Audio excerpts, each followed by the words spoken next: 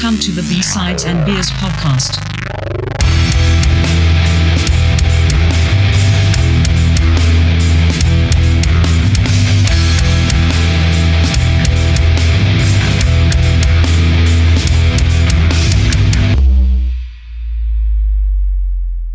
Welcome to B-Sides and Beers, episode 37. Tonight we're looking at Alice in Chains' 1996 album, Unplugged.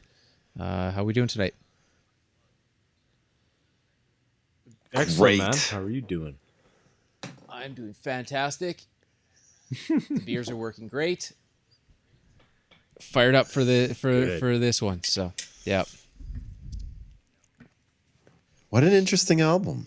Yes. Good choice. Good choice. Haven't heard this one in a long time.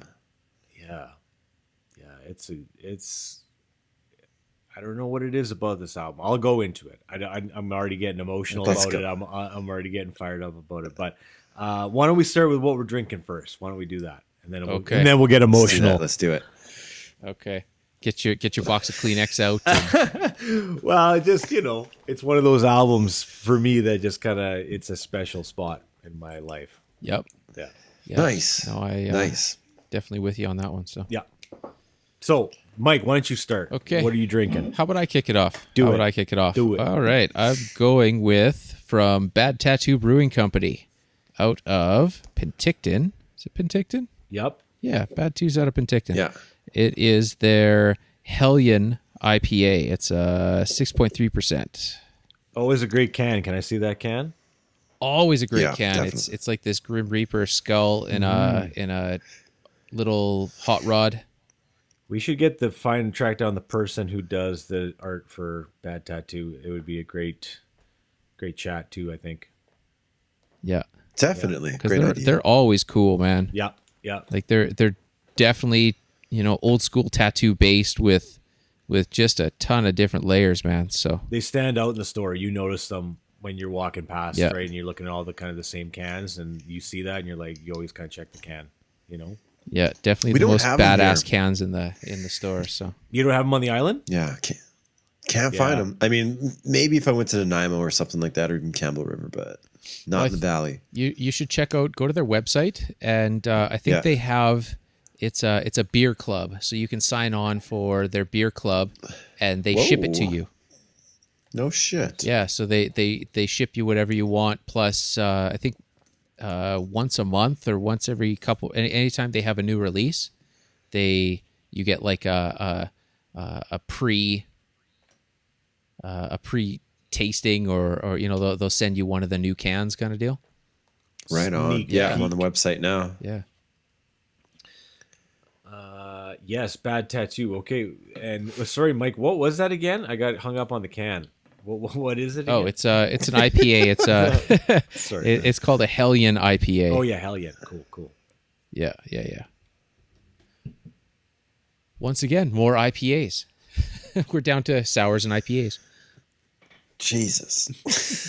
Man, I wish we can get a lot of the releases out of breweries in the States, because following a lot of that on Instagram, there's a lot of great, very unique offerings from these weird, obscure breweries that we can't they can't even ship it across the border or something. I don't know what the whole liquor license deal is, but it's bizarre.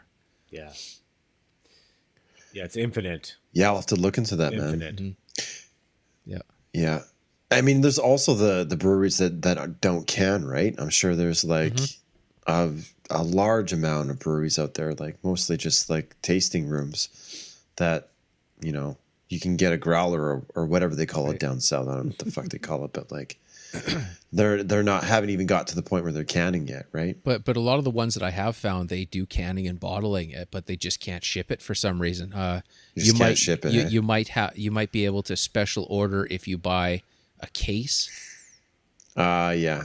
possibly, but for the most part, it's tough. There's one place that I wanted to get some stuff from. It's called Metal Monkey Brewing. Oh, and yeah. their Right. cans are kick ass, and the art is amazing, and And I contacted them about getting some, and they just can't ship it.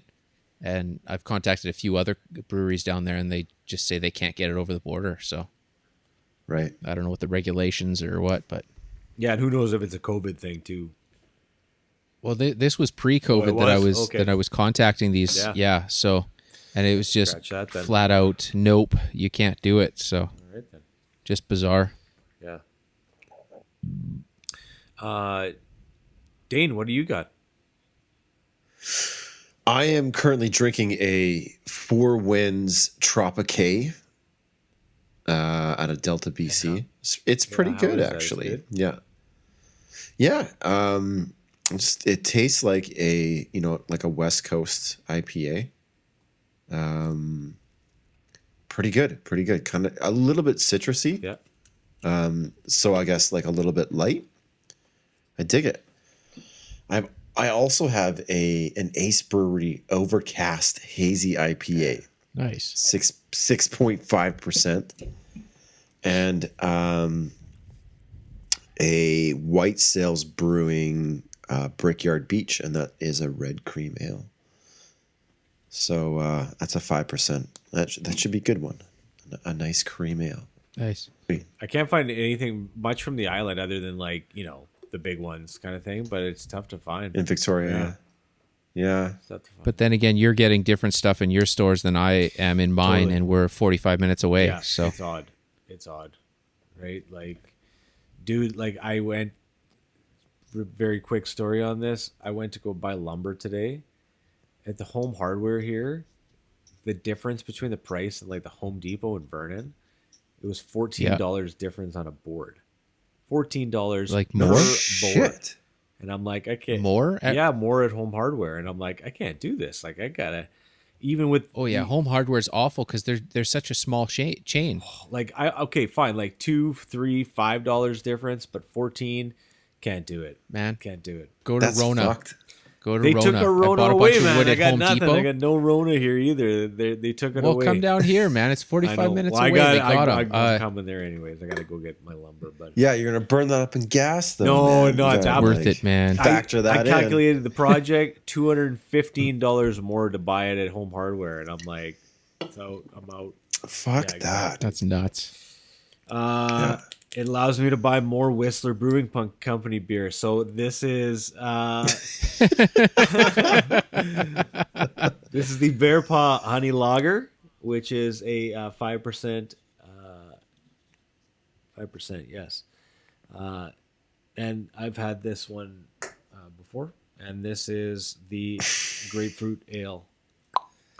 The Whistler Brewing Company is Grapefruit Ale. Nice. One of the ones like you used to buy it in the bottle, and like I like grapefruit, and I don't usually like those together with beer, but this is excellent, and it's good. It's good. So that's my Whistler Brewing Right on. Company tie over from the last one. So Cool.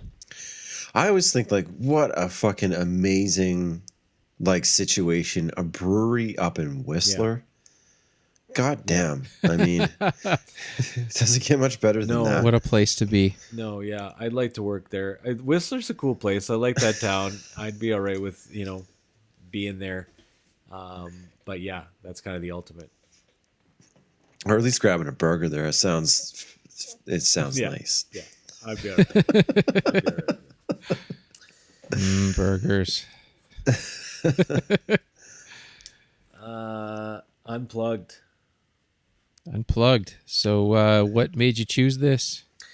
Without getting into too many tears yet. I think, man, if I had to probably, when I get to the end of my life, I figure that I'm gonna like know all these numbers that I've always wanted to know, like in my life, kind of thing, right? Like how many times have I listened to this song, and that kind of stuff, right? So I feel like this album would be very, very, very high up there for like my spin count over the history of my life. And Interesting. yeah, like I listened to this album. I don't even really remember how I obtained this album. Like it was one of those things where I kind of had it, You never remember buying some of these albums. You just had it in your possession somehow, maybe. Right. Yeah. So it was there, and I threw it on. I started kind of figuring out when I was like 15, well, I guess probably 16 when this album came out, to like throw on music while I slept or before I went to bed. Right. So I would throw this album on every single night for, I don't know, man, maybe 2-3 years.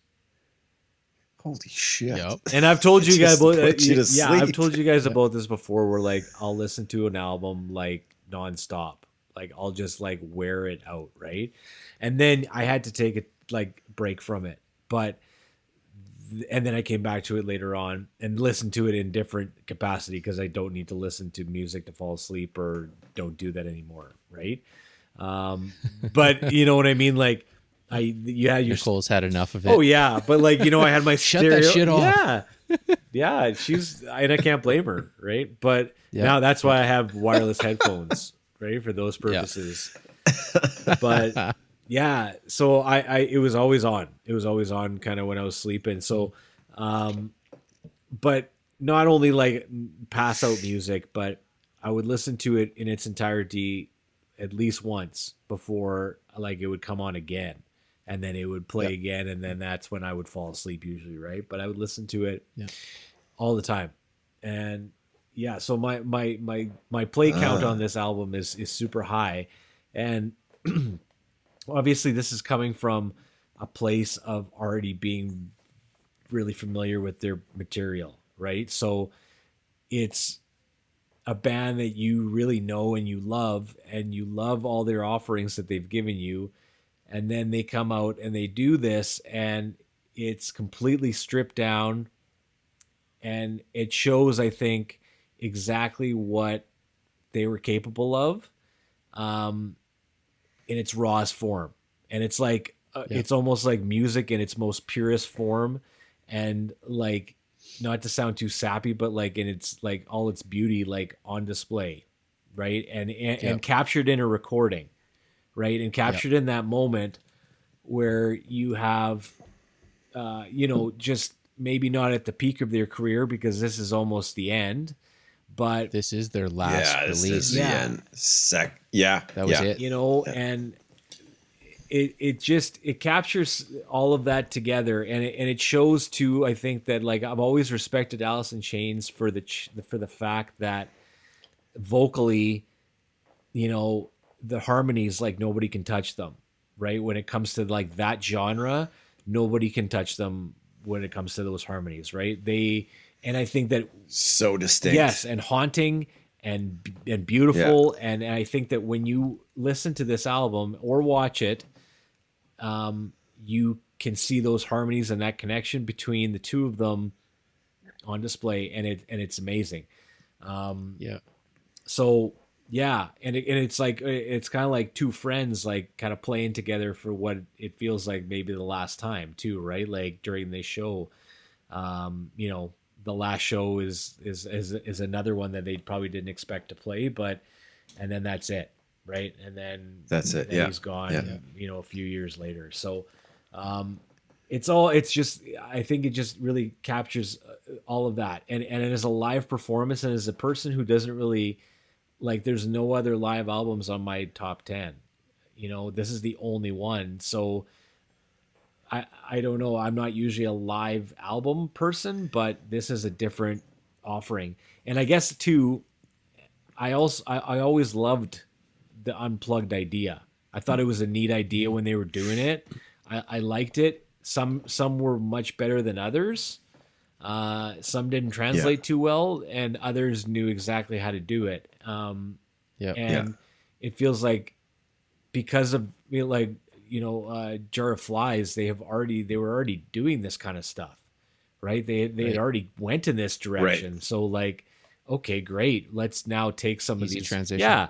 And let's take up some of these classics, off of Dirt and Facelift and stuff like that, and let's turn them into acoustic versions, and they sounded great. Right. So, anyways, that's my 5-minute ramble on that album just to kind of introduce it and kick it off there. So thanks for listening to that. It was definitely catching lightning in a bottle situation, one of those rare. Jesus, was it ever, right? And just do the digging that I did, hearing interviews with Jerry Cantrell talking about it as, you know, when they set this up, or when they were trying to, you know, the company's Much Music and MTV was trying to set this up.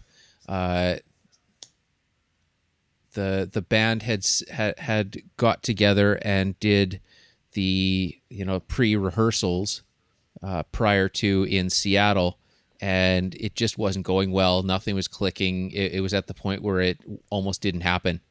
And then to go from that to, you know, a month or so later when they're in there doing this performance and it's magic.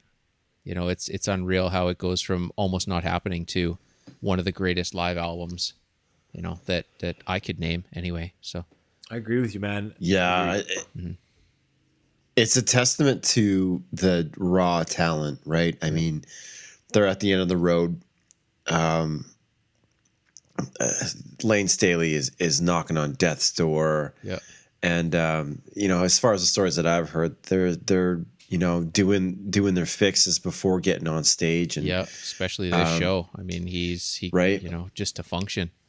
Yeah, just the function, but then the talent just shines through. Yeah, like it's unbelievable, and like capturing lightning in a bottle, maybe, but maybe it's just the pure. Let's just say like the chance of having those guys in that band meeting each other, and like you said, the harmonies, like Cantrell and Staley just being feeding completely other, complementary of each other, and like always have been, and that talent shines through all of the bullshit. I think that was, you know, at least towards the end, that was Alice in Chains, right? In the beginning, it was something amazing, and I think we talked about this before. It sort of transcended any sort of like genre, like grunge or anything like that. It was just fucking rock and roll, like good rock and roll. It didn't fit into the scene that it came from, but it was just its own animal. Like Soundgarden was its own animal. Exactly. And it's kind of hard to sort of like pigeonhole them, and that was the beauty of it.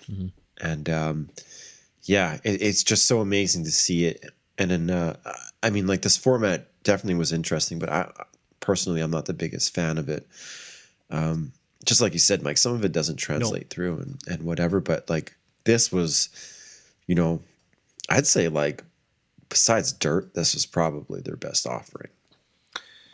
I'll throw that out there. Yeah.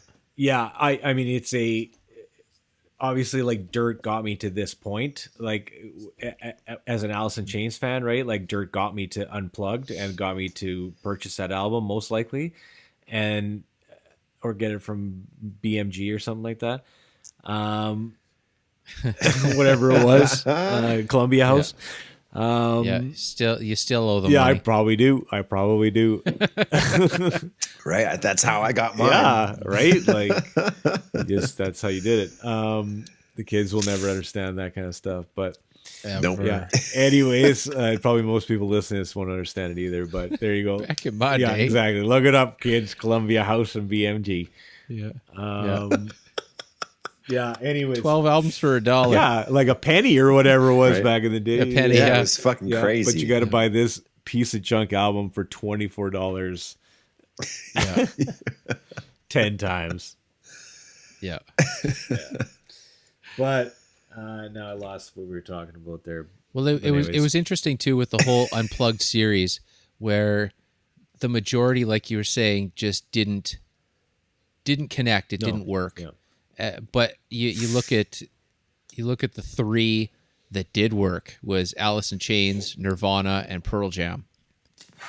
Those three were and still are solid front to back. I thought the Presidents of the United States of America Unplugged was pretty good. Well, it's good, but it didn't sit with it, right? I'm fucking with you. Contrived but no, I mean, just for the emotional aspect of it and the rawness of it, to see these bands at that time, when you look at Alice in Chains, when they did it, they're done. Yeah, and like man. even walking into that show, they know they're done because Lane is going to die by drug overdose or whatever, and everyone knows it, so you're done. You know the end is coming. Then you look at Nirvana, exact same scenario, Yeah. really.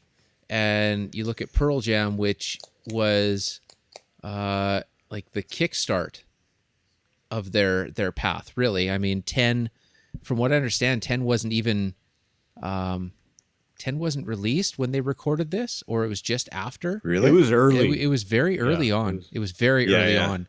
Yeah. Like they were doing some acoustic shows over in Europe, and then they got some sort of a phone call to say, you know, we want to do this unplugged thing, and it was basically a transition for what they were already doing in small clubs. So, but just the raw feeling and the raw emotion and the raw energy, and you know, all three of those were definitely a lightning in a bottle kind of situation. Yeah, I think you like hit the nail on the head there. And it was an opportunity to see like these again, like rock gods, at a point in their life when they're vulnerable, right? Like it sort of makes them more human. I mean, I remember watching on Nirvana Unplugged, and like you see Kurt Cobain in his nice sweater and is like, oh, he's playing this guitar that he found at a pawn shop. And there's all this like backstory that makes you really sort of like interested in this different version of like what you're normally used to. And the same with Alice in Chains. Like when you listen to, well, actually it's not on the recording, right? So on the MTV version, Lane makes a mistake, and I think the song is Sludge Factory, where he's just like, he forgets the second verse or something like that. Yeah. But it's not in the recording. But like, I remember like him fucking up and being like, Yeah. oh man, I can't believe like, Yeah. he's obviously wrecked right now, but he's like persevering and doing a pretty fucking good job. Yep. And it just like gives it this very like, you know, it's not a polished CD. It's them, and you can see their talent for what it is, right? That's a great point, and that's what I guess too brings it to that emotional side, because you can hear it in his voice. Some things are bang on, and you know that he's there, and then other things are a little pitchy, but and then you feel bad, right? Then you're like, shit, man, like he's trying his best, to do this, and like, you know, I don't know, in that first. Like Nutshell, the very first song on that album is like the most crushing like Alice in Chains song for me, right? Like it is when I heard that and like looked up the lyrics, I was like, man, like it is so heavy, and it's like that starts the whole thing, and you're like, you know, then he's talking about, you know, it's a hard listen right off the bat, man, and you know. But he kind of nails the first song, right? And Brothers is the next song, and he nails that song too. But then he kind of gets a little bit, you know, it goes a little bit downhill in spots. But anyways, it's just it shows that real side, like you're talking about, right? Like just that right in the moment, and just taking him as he is, the way he is, like that, you know. And you just gotta feel for the guy, you know. And for the band, right? Because but it's funny, like, you know, it's done. That's right. And I, you know, you're talking about the all the like the three there that did Unplugged, and the only one that didn't do Unplugged was Soundgarden, right? Soundgarden's the only one that declined it. And I thought about that, and I read that, and I was like, I wonder why they would have said no. You know, did they maybe think, you know, their music would not translate? And then, you know, I was thinking, you know, if we ever made it famous, would you ever have done Unplugged? Like, would it have been a, you know, career killer, or would it have been like a good move? You know what I mean? Because like that's not just a regular gig. Like that's something that's on your like personal record for life, right? As a band. So maybe you don't do it. I don't know. You know? Yeah. And then you look at a lot of bands that are out now that I don't think could do it, because they're always so reliant on backtracks. And you know, when you play a live show now, all the big bands basically it's almost like rockstar karaoke, where you've got all this other sound coming out. You've got drum sounds, you've got bass sounds, you've got guitar sound. All this stuff is coming out of the background. and you're playing Right. over it. I mean, to strip it down to an unplugged situation, could they pull it off? And I don't know that a lot of bands now could. Yeah, man. And it's just like circling back to that, that track, the Sludge Factory or whatever, where Lane makes that mistake. It's just like, it's he seems embarrassed. Like he seems like he's not this super overconfident like lead singer who we've always thought he was. Like he's definitely got sort of the things that we were kind of experiencing, I guess, Yeah.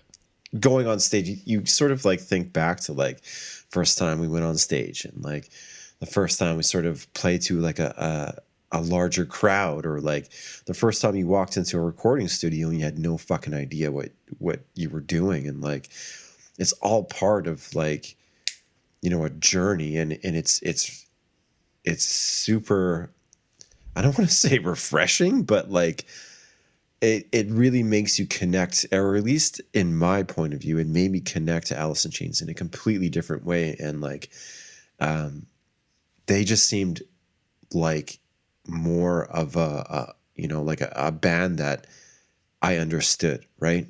It was just something about like, they say if you make a mistake once, it's what? A mistake. If you make a mistake twice, it's jazz. Yeah. So it's just like in that saying, there's something that which rings true, and like, mistakes are something that you can either own or you can cover up, and like it's really refreshing to see a band sort of put that in the open. And it, like, I hadn't heard this album in a long time, and I was like, oh, I wonder if that mistake is on there, and it wasn't. But I do remember watching it like on Much Music, and just like, yeah, just something that you don't see, especially these days anymore. Everything is just like very over polished and over polished to look raw. Yeah. And it's just like, what? And let's not forget, through this entire thing, Metallica is sitting in the front row. Yeah. Watching I you. always love that. I always love that written on the bass. The friends don't let friends get friends haircuts. Yeah. Because everyone on Metallica had the 1996 short hair. That was the load Metallica time. Yeah. haircut ties. Yep. Oh, right. Oh, right. Yeah. Yeah. But, I mean, that's slightly intimidating, to have Metallica sitting in the front row. No shit. So there's that too. But yeah, it just, the mistakes, all of that, it's just the realness that I think really captures maybe one of the most intimate performances that's caught on, like you said, Mike, like one of the best live albums, I think, without a doubt. Because it feels like you're in the right there, right? Like it feels like you're right there in this small room with 40 other people. Yeah. And it's just like the Nirvana Unplugged one where you can hear all the little, the in-between chats and the Cobain screw-ups where he starts a song and then he realized he fucked up and then he's got to stop. They start the song again. Or, you these in between, like this certain part where you can hear them. And after hearing that album for so many times, all those little tiny, a chair squeak or just the tiny little things still play in my brain. Right. And it's the same thing as Alice in Chains. I mean, it's so stripped down and it's so, you can hear every detail of every little thing that goes on in that room. And the crowd is yelling out individual, like some dude, just random guy yelling out to make a joke to the band, and they're right there, and it's a back and forth, and it's like it's the best opportunity and the best venue for a live show is just that small acoustic venue. They probably could have had like a lot of miles on that type of music. I mean, like you said, Jar of Flies, they're sort of heading into that direction, and it seems like this validated that, right? And I mean, this could have been like a really interesting sort of switch of going from full out rock and roll to something which was going to like sustain them a little bit further. But yeah, I don't know. I think the reason why it worked is because it was the only one. right. And if you were to say, okay, well, now we're going to do this big world tour of acoustic shows, I don't think it would have translated. Once again, lightning in a bottle. It was just the right thing at the right time. Yeah, I think you're right. And Yeah. when they're talking about, before the show, Lane shows up, and he has recently dyed his hair pink, so now they have to change all the lighting to make it work, so it doesn't look off-putting and standing out. Or at the last moment, they're like, okay, we want lava lamps in the back, but you have to think, how long does it take to warm up the lava lamp to get it working to make it look right? And when it's sitting in the background and it's not quite hot enough and it's not quite melted enough and it's not quite working, but it's still the spot that it's in, it makes the atmosphere of it. Just the little things like that. It didn't work, but it really worked. And like those are the images that were left with me. Like I remember seeing this as a kid. I don't think I like you said, Mike, I had the album in my hand at one point. I have no idea where I got it from. Probably Yeah, from maybe. you. I think I had two Probably lent it copies. to me, and I was like, I think I wore one out, so I think I had an extra copy. Did you get it from Uncle Dave? yeah. No, not this one. Not this one. But like, I think the first time I saw it was like, I remember even the commercials for the show. Like I saw it when it came out on, I get Much Music, so maybe it happened like a week before on MTV. probably. But like, yeah, like I remember seeing it on and recording it VHS, Yep. like, and like, whoa, this is crazy, this is awesome, and like just being so young and so like unversed in music in a way, and really just I wanted to hear fucking like guitars and a guy screaming and a drummer pounding the shit out of drums, and that's it. I mean, at that age, that's all really you care about. But this sort of just like it really gave me like an opportunity to try something different, and like it resonated for like I remember listening to this album for a long time as well. Yeah, more of an emotional level. Yeah, just like again, and just seeing how like these guys who were rock gods in my mind, and seeing them just be human, in a way. So it was, just something which was really special, and something that didn't really date itself as well. I mean, like I listened to it again, and it's fucking solid, man. Yeah, no, those songs are still great to this day, and they will be for a long time, right? Like, not just this Unplugged album, but I mean, just the Lane Staley era of Alice in Chains, whatever you want to call it nowadays, right? But, that's, and it's such a small catalog, really, in the end, right? Like it's just burning bright for a very short period of time, and then that's it, right? Gone. But you're right. I think it would have been an interesting, to see a what if, right? Like what if they would have gone in this direction, right, and done something like that. Obviously, if Lane Staley was in a different state, things would be different, but then maybe you wouldn't get the music that you got and the lyrics that you got, right? So the brilliance wouldn't have been there. Yeah, so it's all life experience. Yeah, you can't discount any of those things in the whole grand scheme of the mix, but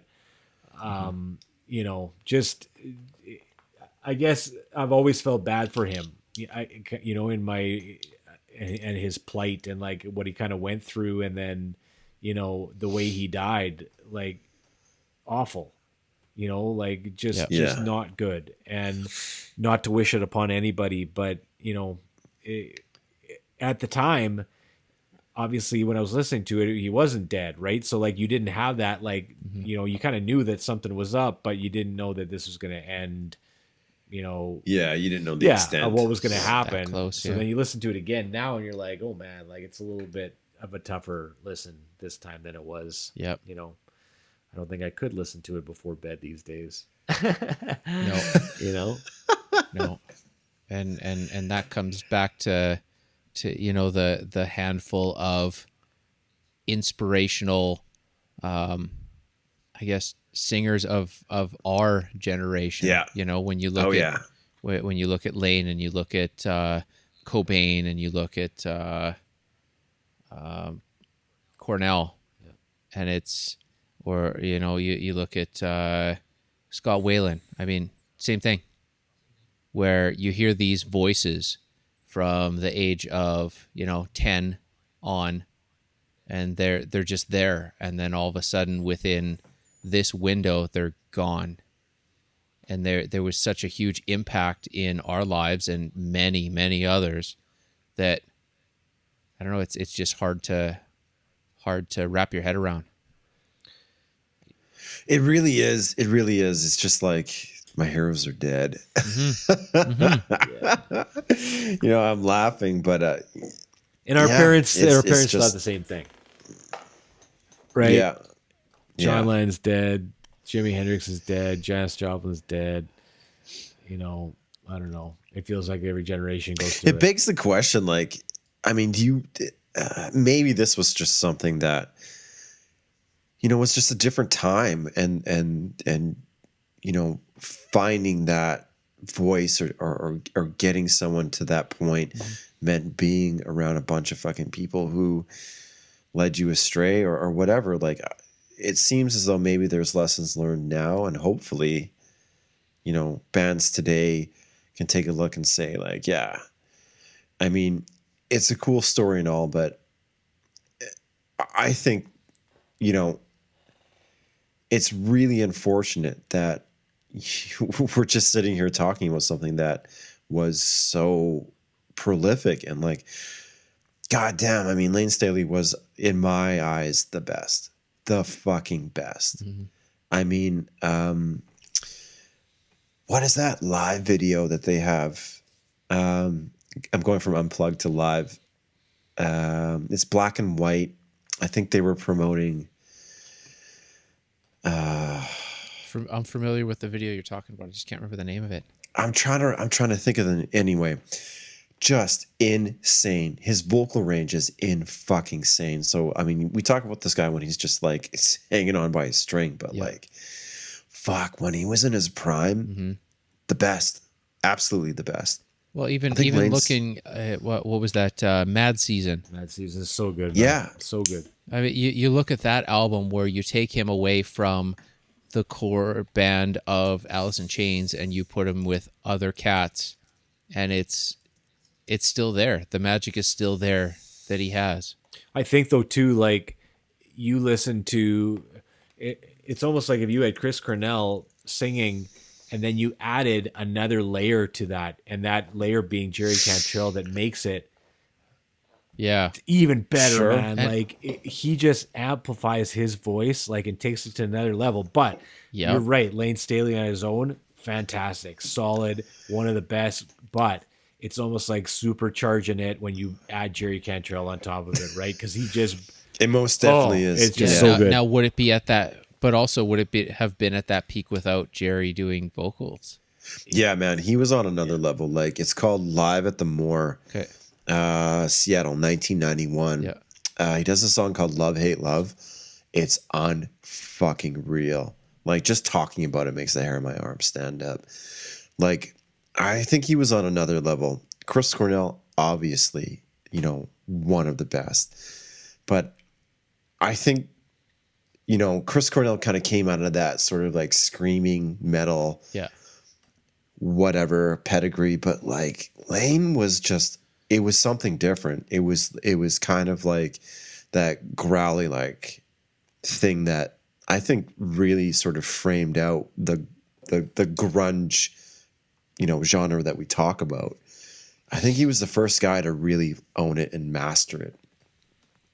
It was definitely one of the most melodic, I think, too, right? Like one of the most melodic vocally out of those, like, top four, if you want to call those, out of those grunge bands. Yeah. Right? The big four, but he didn't have range, if that's what you're saying. Like, I mean, there was definitely like Chris Cornell had range, but Lane Staley it was almost like his voice was an instrument. It was crazy. Yeah. But what about breaking it down to lyrics? You know, when you look at Lane and you look at Cornell, they're very comparable. I mean, they're both sort of on the same emotional or mental brain path. I mean, with the drugs, well, maybe not. Well, yeah, with the drugs and with the depression and with the, you know, that sort of a dark path. They both have the dark path in their lyrics. You know, when you look back now at it. Alice in Chains lyrics stand out for me. Yeah. Like some of the most out of all of those, right? Like Yeah. lyrically, that band is one of the best for me. You know, like I think of even like Rooster, you know, and the picture that he paints in that song, man, is unreal. just every time I listen to it, that same image comes into my mind, and it like goes along with the video and like the guy getting, It's like you're watching a movie. getting blown up at a landmine, and like it all like plays in my mind when I listen to that song every time, right? Yep. Jerry Cantrell wrote that song. Yeah, like I mean, Jerry Cantrell is So there you go. There's the supercharge. yeah.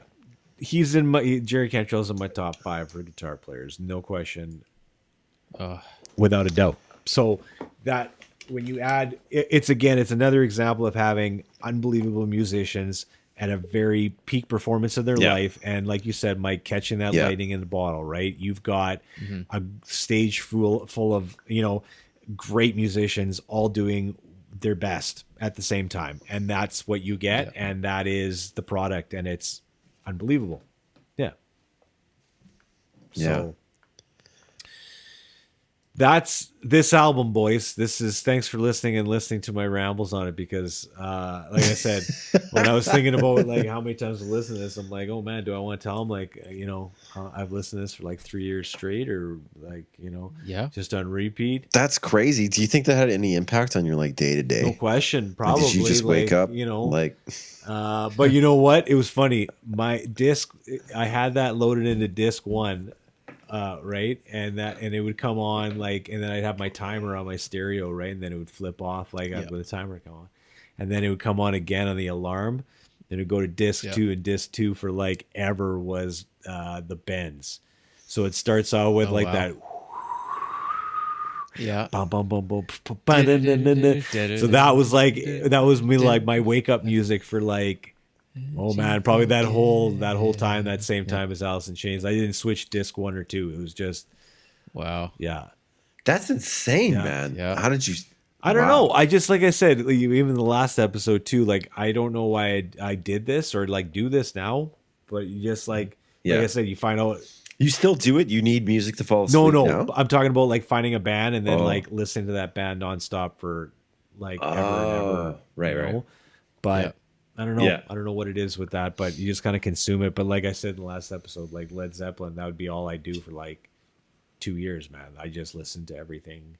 I consume everything Led Zeppelin, anything I could find. Then I'd be like, okay, I'm good for that for a little bit. Then I'm going to move on. And I'm on to Jimi Hendrix for like a year. Just nothing but, right? So, wow. I don't know. It's weird. That's some dedication. I don't know if it's dedication or just like now? Addictive personality. I don't know what it is. Maybe it's that too. No, I feel it for sure, man. I go through a lot of those cycles as well. So it's it's and there's nothing. I don't know. You don't want to go, oh, back in my day music was better, but it's just harder to find something that I can connect to. Well, that's what I'm saying, man. Where are these performances? So hard. Where is that Alice in Chains Unplugged now? Where is it? Like, I look for it on like late night TV. I'll just tape the late night TV and fast forward to the bands. I tape Saturday Night Live just to go to the bands. Yeah. And I'm like, every single time I'm like, I turn to Nicole. I'm like, are you done? Yeah, I'm good. Yeah. Okay. Off, right? Yeah. I can't find them. I look, I give it a hard look. And we've talked about this before about trying to find music and stuff. But as a live performance, I mean, other than going to the show, where is that? Where's that connection? Where is that? Where do I find it? Yeah, it was special, right? Because that was like part of the zeitgeist. Yeah. That everyone knew about that show. Everyone knew about like Nirvana Unplugged. Everyone was like, fuck. And then the album wasn't released until like years later. Like, how long did it take for them to release the Nirvana Unplugged album? Wasn't it like a year later? Probably pretty It close. was pretty. It was not as long It as was this like- one. This was like like 3 years or whatever. Yeah, you saw it and you're like, that was fucking insane. And then like nothing. Yeah. And you didn't have any internet. You didn't have any YouTube you could go back to. You're just like had that like image burned in your mind. And you're like, what? When is that coming out? Yeah, and I mean, this one was what, 3 months? April 10th to July 30th. So for the Alice in Chains one, It came out 3 months later. pretty close anyway. What's it say here? Yeah, April 10th recorded and released They weren't on doing CD much in else. July. Yeah. I don't know. It's interesting. I mean, like just talking about this now, I think there's like a couple other things that we can have like, topics for. Mainly like falling to sleep and listening to. Oh man, I got a list. Yeah. Yeah. What do you like? Well, I not now, but when I was in a point of my life that I could set things up and have a stereo and fall asleep to. I mean, my wife needs silence, so I can't do any of that shit, but can't even put a fucking fan on. But I mean, it was for the longest time, it was Nirvana Unplugged, Alice in Chains Unplugged. What when you could just put on the one album and have it play over like just all night.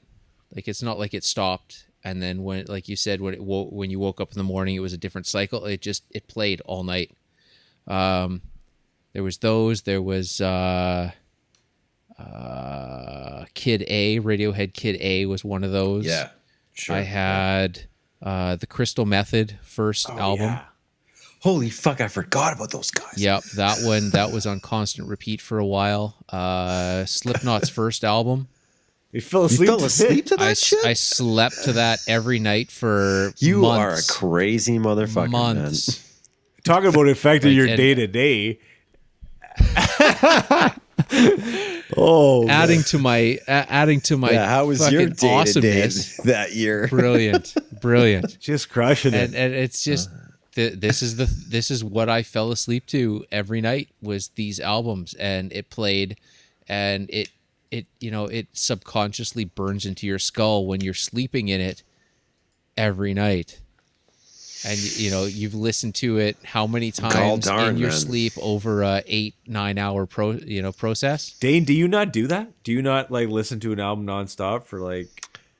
I could. Oh, no, like the sleep thing I couldn't do, but yes, like, yeah. Not even albums, like songs, just like in a very OCD way. I'll pick like 4 or 5 songs that just like over and over and over and over and over again. Mm-hmm. Yeah, especially when I was going to Vancouver and back. So it was just like, it was all about like leaving work and then that journey back to the island. I would have like my 4 or 5 songs on fucking repeat. Mm-hmm. And it was like a drug. I needed them. Yeah. Yeah, absolutely. Absolutely. But like going to sleep, no, I can't do that. I can't listen to music and fall asleep. You guys are fucked. It was great, man. I mean, you turn on your black light. I got my black light. I got my lava lamps because you just hang out there all the damn time anyway, and just chill in the dark. And yeah, I mean, what else is there? Remember the movie Hackers? Hackers, yeah. Yes. That soundtrack. Prodigy. That soundtrack was another one that was on major repeat for hours sleeping, all that. So Yeah. but yeah, man, great pick, great album. Thanks. Yeah. It's one of those albums that it's super influential, and it will just never die for me anyway. So Yeah, no, it's pretty special for me back then. And, we were kind of even talking about like Super Unknown, where it was like, would it translate from me 16 me to 41 me? And it's still like, it's home for me, right? It kind of brings me right back again. And I just hear that again. Cool. And you're right, even down to like the people cheering in the background, knowing exactly when the cheering is going to happen and what it's going to sound like. It's it's burned, man. It's burned in your brain, which is kind of crazy, but yeah, it was good. It was good. Thanks for letting me talk about it because it's one of those ones that hold a special place. So Yeah, definitely. good. Thanks for choosing it. It was great to revisit it after this. Yeah, time, so. and hey, what 25th Yeah. anniversary, man, this year of this album. Crazy. God So damn. leave it at that. But I saw it on Spotify, and I'm like, no way! I didn't even know. It's kind of funny that we picked it, and then it's 25th anniversary. But yeah, 25 years. So There you go. We're old. It's an omen. Now, the writing's on the wall. Wah. It won't go away. Yeah, man. Well, that's another podcast. Mm-hmm. That's another episode. Yeah, we'll be doing a Prodigy one sooner than later. So Oh, good Oh, one. that Good needs one. to Yeah, happen. that'd be a We good one. must. Needs to happen. We must. Yeah, good topic. Right on. all right, fellas. Thanks for picking this one, and yeah, solid. Excellent. Smell you later. Peace.